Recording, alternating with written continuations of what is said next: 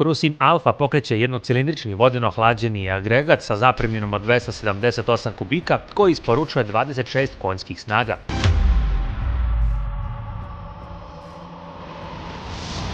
Napred se oslanja na teleskopsku viljušku prečnika 41 mm koja nosi točak veličine 14 inča, dimenzije 120 sa 70, dok se pozadi nalaze dva podesiva amortizera i točak od 13 inča, dimenzija 140 sa 60.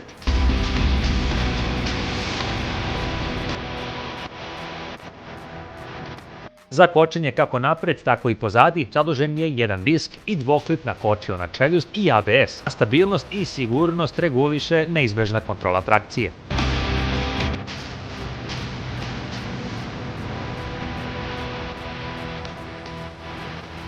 Pored velikog prtljažnog prostora ispod sedišta u koji staju dve full space kacige, krasi ga veliki komfor i udobnost što ga čini idealnom krstavicom i za visoke vozače.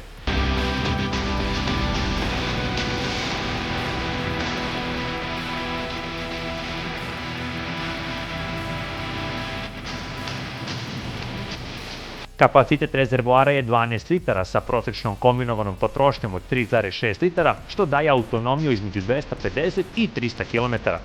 Visina sedišta je 76 cm, težina skutera sa svim tečnostima iznosi 198 kg.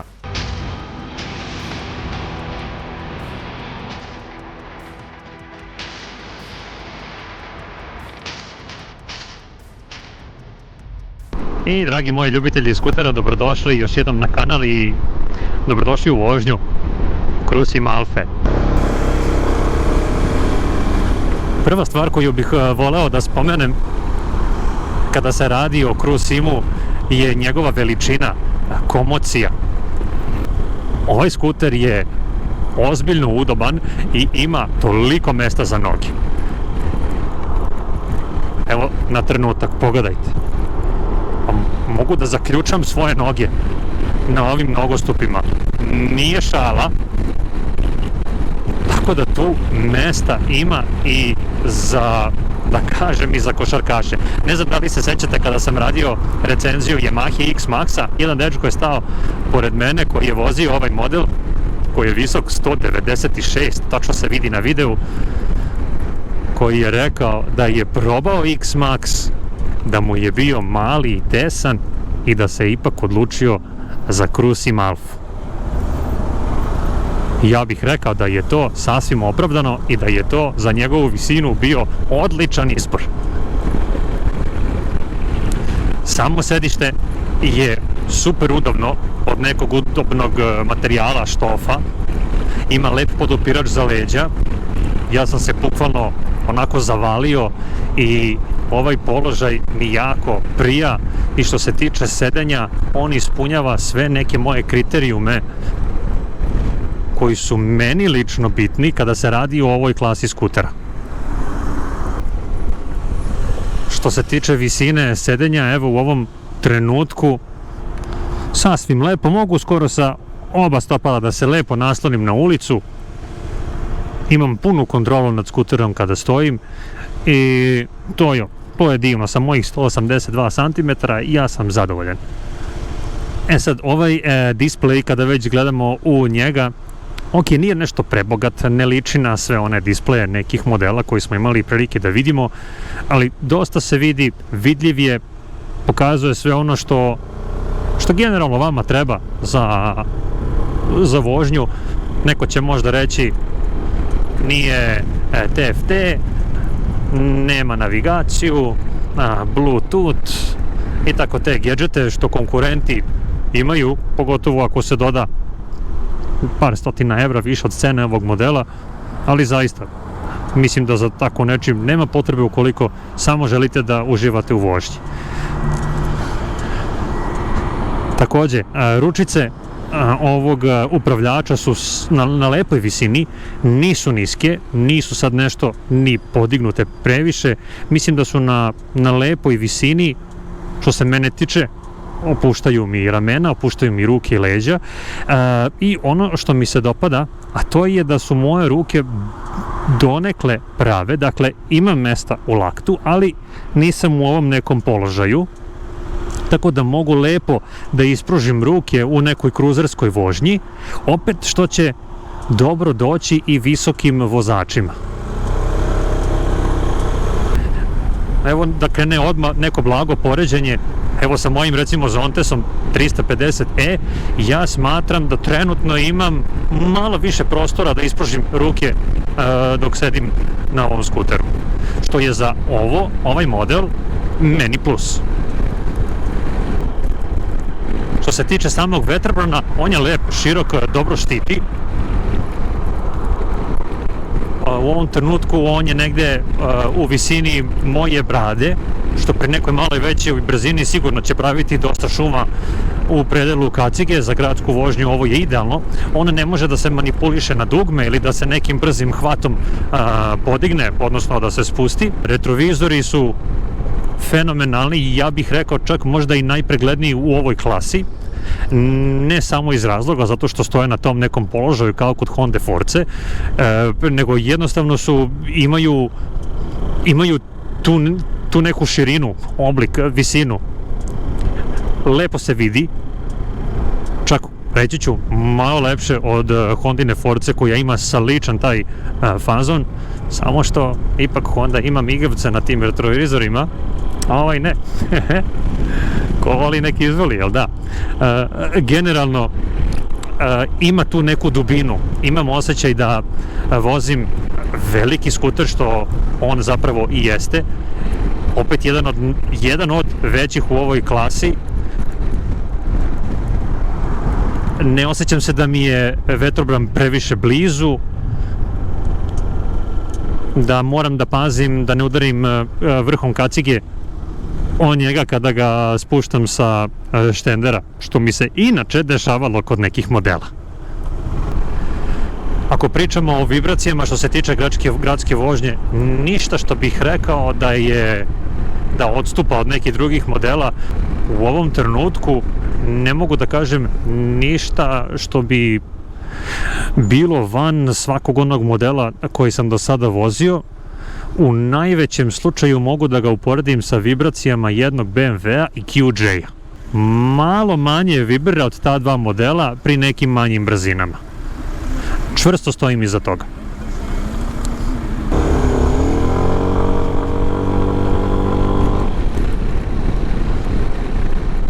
Ubrzanje je sasvim dobro. Čak pri nekim malim brzinama kad mu se da onako oštri gas, osjeća se da ima snage i da hoće da vas malo povuče, odnosno da vas zabaci malo unazad. Sad, velika je polemika oko toga. U poslednje vreme su se pojavili neki malo, ajde da kažem, po znacima navoda jači konkurenti sa malo više konjskih snaga, sa približno istom cenom, pa je možda ovaj model ostao onako nekome na nekom drugom, trećem, četvrtom mestu što se tiče kupovine. Smatram da je ovaj model, pored svega toga što tržište trenutno nudi, malo i podcenjen. Opšte je poznato i dokazano koliko se Sim u stvari dobro pokazao kao pouzdan, izdržljiv i snažan brend, evo recimo ovde kod nas u Srbiji, dok neki novi modeli poput mog, istina, tek treba da se dokažu kada je reč o kvalitetu, izdržljivosti, nabavci delova i tako dalje i tako dalje. Cruise Sim ima malo bolju ciklistiku od ono koje ja vozim. Naročito u tim nekim malo oštrijim skretanjima, da dozvoljava malo oštriju vožnju ukoliko je za tako nešto i potrebno. Što se tiče plastike, plastika je korektna, dugmići jesu kvalitetni, sve to što se nalazi tu je određeno lepo. Moram da dodam da mislim da se malo štedelo na kvalitetu plastike, evo recimo ovog ovde Kurmana.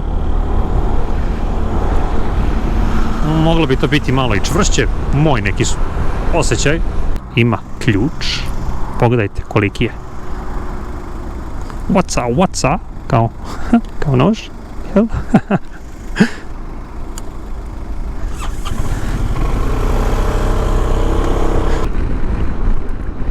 kuku, stara majko. Nema na čemu.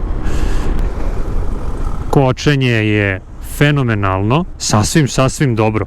Inače, vredi spomenuti da je ovaj model prešao 4460 km, u pitanju je test vozilo Autosumora koje mi je ustupljeno i mislim da posle ove kilometraže sasvim objektivno govorim o tome šta, kako i gde što se tiče nekog objektivnog pa i subjektivnog osjećaja vožnje.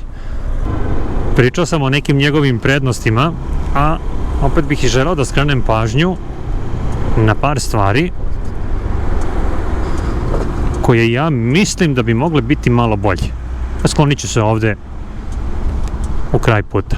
Morat ću to da uradim na ovaj način kako bi to sve bilo malo konkretnije. Znaš šta sad, u vožnji, sad ću morati to i da vidim malo bliže. U vožnji sam osetio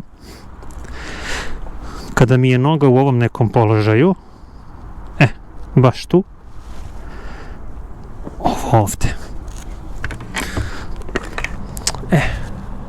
Ta tu mala plastikica. Imam osjećaj kao da me ovo malo bode uz zglob. Sad, evo, tu.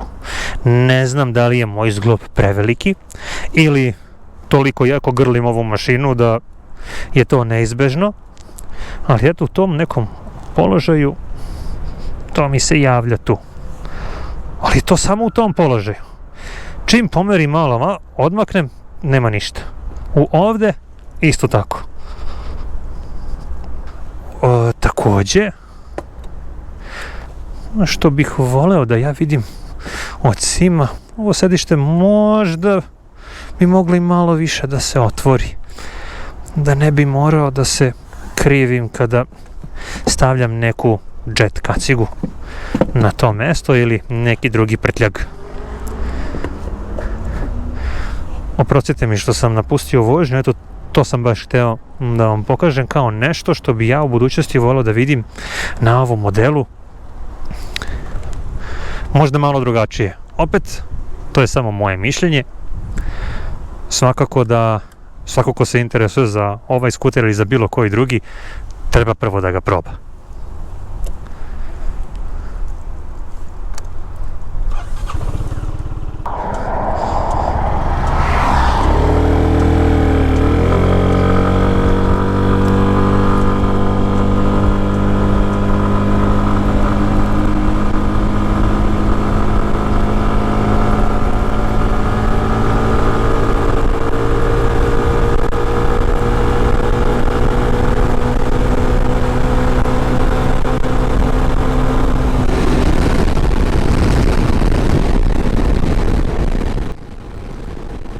Vožnja cruise imam po otvorenom putu, u ovom slučaju na autoputu, je pravo zadovoljstvo i smatram da je neka njegova, hajde da kažem, zdrava brzina koja ne opterećuje mnogo agregat između 105 i 115 km na čas. On može da ide i još preko toga, može da ide i 120 i 125, ali pri tim nekim brzinama imam osjećaj da se agregat blago opterećuje. Ono što je malo nesrazmerno njegovoj snazi je njegova maksimalna brzina koja iznosi između 150 i 155 km na čas. Hoću da kažem da sam ja primetio da na nekih 7000 obrtaja ovaj skuter postaje nekako živahan, ali ne bih se usuđivao da ga previše dugo držim na tim obrtajima jer smatram da to nije zdravo za agregat. Inače, ovaj agregat je jako žilav i pomalo me podsjeća na onaj Hondin koji i kada dostigne maksimalan broj obrtaja, on ima snage da namotava i tako dalje. Što se tiče aerodinamike, u gornjem delu tela smatram da je zaista dobra aerodinamika. Ovi retrovizori napred razbijaju dobar deo vetra koji štiti vaše šake, odnosno vaše nadlaktice i podlaktice. Vizir, odnosno vetrobran, pravi šuma preko 115 km na čas, tako da smatram da bi korišćenje deflektora na nekim dužim stazama bilo potrebno. Kada je reč o nogama, možda ste videli da se ovi nogostupi napred blago sužavaju, što su, hajde da kažem, dalji i taj položaj nogu, hajde da kažem maksimalno ispruženim nogama, stvara blagi pritisak na stopala i na potkolenicu i smatram da za bilo koje duže putovanje bilo bi dobro koristiti neke čvršće, hajde da kažem, moto pantalone, bez kojih ja ne bih preporučio da bilo ko ide na neke daleke puteve.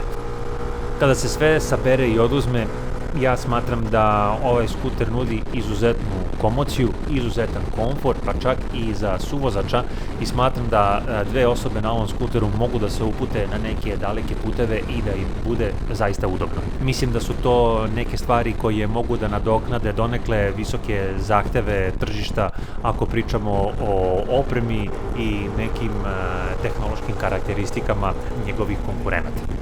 Stigli smo i do samog kraja opisa ovog Crusim Alfe. Ukoliko sam nešto promakao reći, molim vas nadovežite se u komentarima, i ukoliko je neko od vas vlasnik ovog modela, napišite ono što vi želite da kažete o ovom modelu.